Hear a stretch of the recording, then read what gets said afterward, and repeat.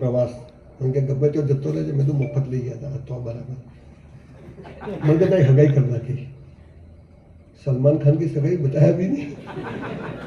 મેં કીધું બાબા ચો કરી પૂજા છો નવાનો બોલવાની હું અમે ક્યો કરી કોઈ નહીં.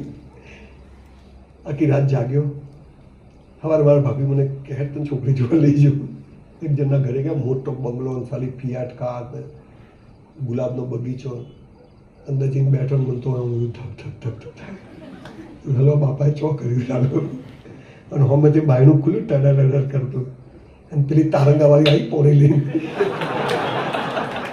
હાથ અડ્યો તો એ જ મને કે પાણી પીઓ. 2 ગ્લાસ ઠોકી ગયો પહેલા તો.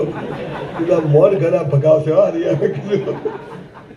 પછી છોકરી મને પૂછ્યું, મને કે કેમ આવ્યા છે? મેં તું મારી સગાઈ કરી, છોકરી જોવા આવ્યો. કે મારા જોડે જ કરી છે. 35 વર્ષથી હજી એ જ છે. લગ્ન એટલે શું ખબર છે? 2 વિચિત્ર માણસો ઓળખાણ વગર લગ્ન કરે, સમાજની સંમતિથી, મા બાપના કહેવાથી આખી જિંદગી ઝઘડા કરે. 2 માંથી એકે સુધરે નહીં તોય ભેગા રહે. આનું નામ લગ્ન. લગ્ન બીજું કશું નથી. એડજસ્ટમેન્ટ, રોજ હવારે એડજસ્ટમેન્ટ. બાકી 80 વર્ષે ડોસી એમ કે હારા ઘેરથી મોંઘા આવતા હતા, માલા ફૂટી ગયા તમારે ઘેર આવી, અને તોય પાછી ડબ્બામાંથી ટીકડી આલી ડોહાન કે ખાઈ લે. ઓને પ્રેમ કહેવાય. આટલા બજારમાં બાઇક પર લઈને ફરીને પ્રેમ નથી. આ તો કયો પ્રેમ શીખ્યા? બગીચામાં જઈને બાપુ ગીતું ગાય.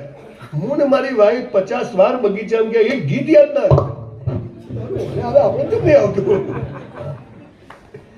ઉલ્લુ બનાવવાના ધંધા આપણા બાળકોને બગાડવા માટે બહારના પૈસા લાગી રહ્યા છે, અને કલ્ચર બગાડવા માટે